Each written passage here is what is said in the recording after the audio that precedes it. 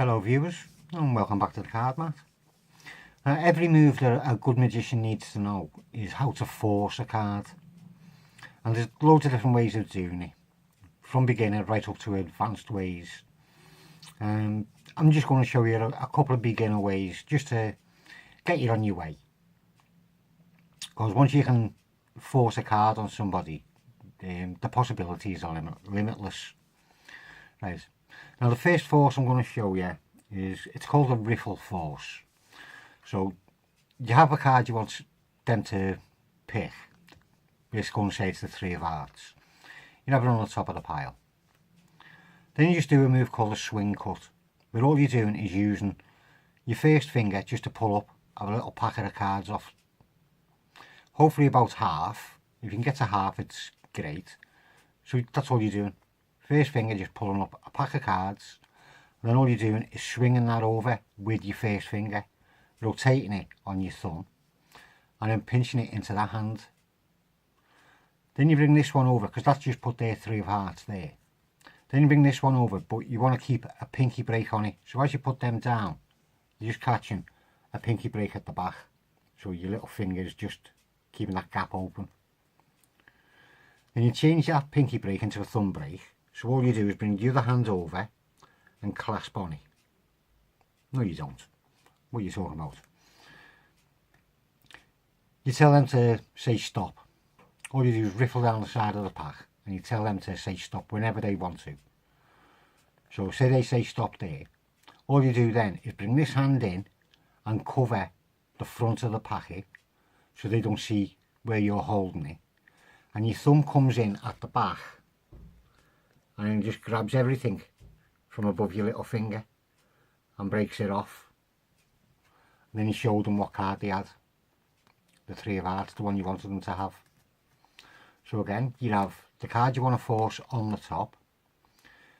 Break half the pack off with your first finger, just by lifting it up. Roll it around your thumb. Catch it into that hand. Put this packet on, but catch your pinky break. So you got your little pinky break.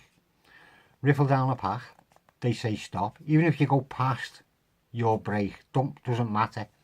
Because you're just bringing your hand over and you're just pulling everything up at that break. So again, you end up with the cards you want them to have. Now that would call the Riffle Force. Another one is the Hindu Force. And there's a couple of ways of doing this. You can start off with it on the bottom. And then all you're doing for a Hindu shuffle is just breaking a small packet off the top and pulling it forward, breaking another small packet off the top, breaking another small packet off the top, breaking another small packet off and throwing that on the top. But you don't want to do that because that'll lose your chosen card. But that's how you do a Hindu. So what you want to do is pull the parts off, again keeping their card on the bottom, but don't show it. And when they say stop, you then show that bottom card, which is the one you want them to have. So again, you have it on the bottom, you break small chunks off the top. When they say stop, you just turn that packet over and show them what the card is. As I say, Three of Hearts. I like doing it with it on starting off on the top, because then when you break your first packet off and you bring it around, you trap that packet back into that hand, but you have it so it's sticking out further at the back, so it can't be seen at the front. As you break off another packet, and when they say stop, all you do is drop everything from your break and then turn it over to show it's their card on that pile. So there's two different variations on it. One has it on the bottom pile, one has it as the bottom card. I'll just do that one again quickly. You just pull a small packet off the top, which has got the selection on it. Take that back into that hand as you take off another part. So you've now got a small chunk at the back.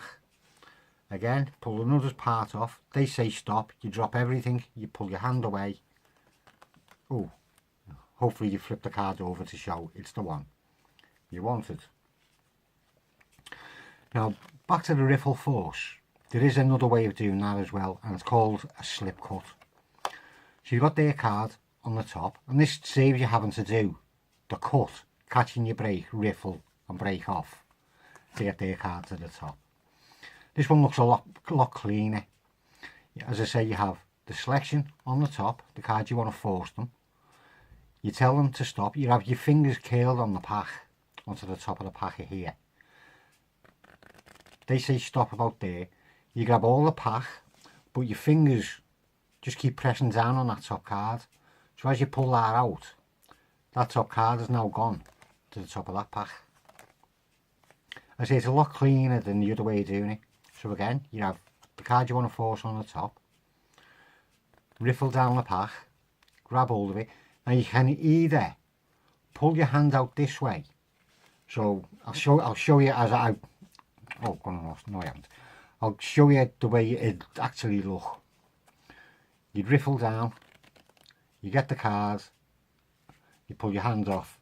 Obviously you don't do it as slow as what I've just done. So I'll do that with a bit more pace. You riffle down, you get to their card, you pull it off and you turn it over. Or, again, with it on the top, you can riffle down, grab hold of the pack, grab hold of the pack where they say stop, but instead of pulling your hand that way, just twist that way. So you just pulled that card onto the back of there, and that way it's invisible as well. So it's on the top, you riffle down, your fingers keep pressure on that, and as you're turning this packet, because you're turning that packet out like that, holding that card there, but as you do it, make sure you're turning your hand so they don't see the back of that card staying there. So your hand's just turning, and then you're just pulling it flush on the top of that one, so it's there again. Right, so that was a slip cut. Now, an even easier one is called the cut deeper. You have, again, the cards you want to force on the top, and all you do is tell them to cut a very small chunk off the top of the pack and tell them to turn it over and put it back down again. Then tell them to cut a bit deeper than where they just cut to, and again turn that over and put it back down. Then all you do is say, first face down card we come to, we'll take as being your card. And you just go through the cards, there won't be that many of them. First face down card is their card. And that's working because when they do their first cut, their card is now on the bottom of that pile on there.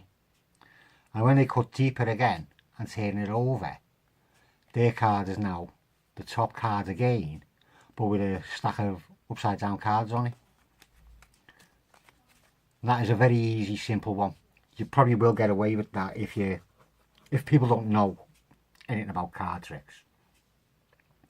Another way, it's a bit naff, and you actually might get collared on this one, but it's called, well, I call it a false counting.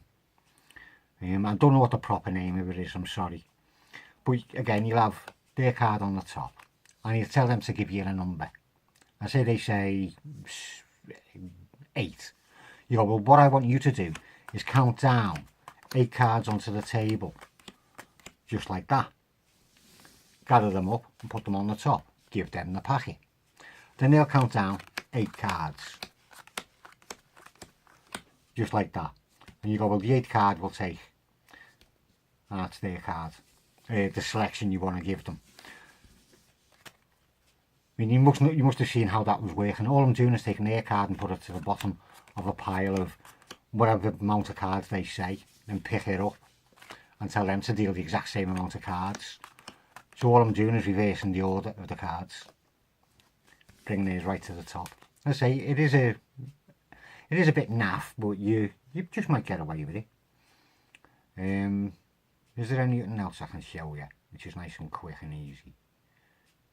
Yeah, this one it's called a cross cut, and it can be deceptive, but you've got to give it a bit of time. So you've got their card on the top, you tell them to cut the pack. So say they cut the pack there, as soon as they've cut it, you pick up the bottom half and put it on them, so they're crossing over the packet, right? Now you go into a bit of talk. It's just basically timed misdirection, because you want to take the mind off that for a minute, so you just give a little natter, then you come back and you pick up the top portion of cards and go, right, so we'll take that as being your selection. And the idea of giving some time on it is so they forget about it and don't realise that that is actually the bottom of the pack you just picked up, and that is the top which they've just cut off. So you want to try and make them forget about that. So you just do that, a little bit of talk, pick it up, tell them that's their card, and that's the 3, the one you wanted. Well, there you go. A couple of ways of forcing cards for beginners, basically, but anybody can use them, I suppose. It depends how confident you are. Right, I'm going to cut it off there because this is going on and on and on. I'll see you again soon.